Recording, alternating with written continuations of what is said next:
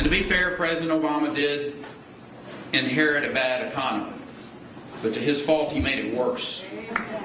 He delivered trickle-down bureaucracy, spending close to $800 million of stimulus that went down, trickled down through the bureaucracy to hand-picked industries to create temporary jobs.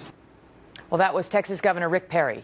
The Republicans surging in this presidential race to become the GOP presidential nominee. He's leading in many polls. And there are new signs that Mr. Perry is not only galvanizing conservatives, but also liberals. They reportedly see the governor as the biggest potential threat to some of their causes, and he is rallying their base. Sally Kohn is the founder of liberal think tank movementvision.org, and Chip Saltzman is the former campaign manager for Mike Huckabee. Sally, is that true?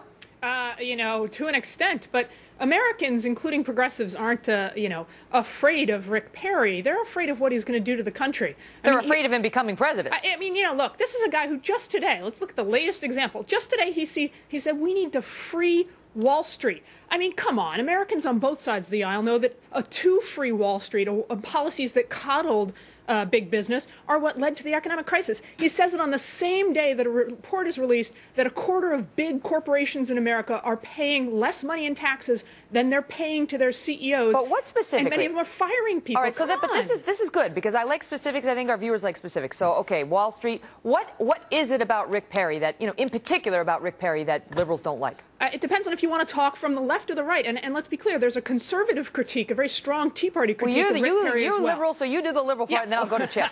Okay, I mean, look, I made a list and I started running out of paper. He called Social Security a Ponzi scheme. He thinks Medicare is unconstitutional. He's presided over more executions than any governor in the country, including at least one person that experts say was innocent. He has, look, Texas has more minimum wage and low wage jobs than any state in the country. A third of the jobs he brags about creating last year were low wage jobs. He said that being gay is like being an alcoholic. He wants to throw out whole sections of the Constitution. He wants to secede from the United States. This is out of step with mainstream America. There was a lot in that answer, Chip. I'll give you a shot at tackling what you will. Well, I'm going to put Sally down as a leaner against Rick Perry. I'm not quite sure where she stands on this. I think you're onto something. I think Rick Perry's speaking to the American people because they are incredibly frustrated with President Obama and the liberal agenda. And right now, Barack Obama is on a path to being a one-term president, just like Jimmy Carter, and it's driving the left crazy. And just like Sally's laundry list, they're going to throw the kitchen sink at everybody and anybody. And right now, it's Rick Perry. Look, the bottom line is, Rick Perry, you look at Texas, they're the ones creating jobs. They're the one growing the economy. They're the ones that's growing as a state, where the rest of the country is in a pit of mosh that Barack Obama created with more regulations, more taxes, and he's just absolutely done nothing. A total lack of leadership on Barack Obama. And look, the re-election of Barack Obama is going to be based on Barack Obama and his record as president, which is do nothing except blame George W. Bush. But that only works for so long, Chip. That only works for so long. Because when this gets down to a two-man race or two-person... Mitt Romney or whoever is going to change that. Let me jump in. That only works for so long. Because when we get down to a two-man or a man-woman race, depending on who the Republican nominee is, that Republican nominee is going to have to answer for his or her specific record. And this segment is about what that record would look like if that nominee were Rick Perry. Now, you heard Sally tick through some of the things that the left is going to use to convince independents and Democrats not to vote for him. You can't, on the right, just keep saying he's not Barack Obama. Can't beat somebody with nobody.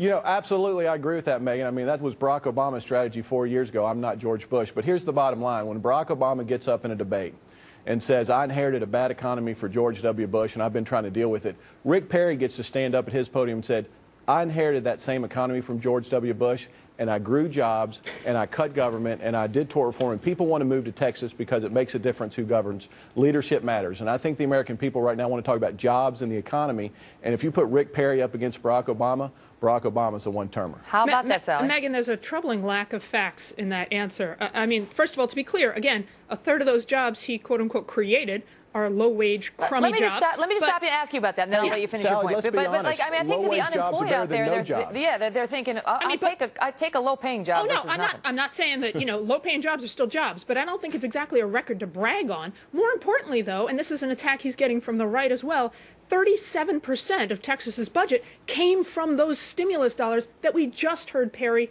inveighing against. I mean, the guy balanced his budget and created jobs using Obama's stimulus dollars. Come on, how can you run on that record? As did the 49 other states that they didn't have surpluses, but Rick Perry did. I'm just saying, you you want to can't put run Rick on that Perry's record. economic record against Barack Obama. Rick Perry's going to win that argument every time. In 2000, when Rick Perry came to office, he had a $13 billion deficit. In 2008, he had a $38 billion deficit. I'm just saying, the guy doesn't have much of a great record to run on, whether you're looking at it from the left or the right. You know what's interesting to me, Chip, and you tell me why this is.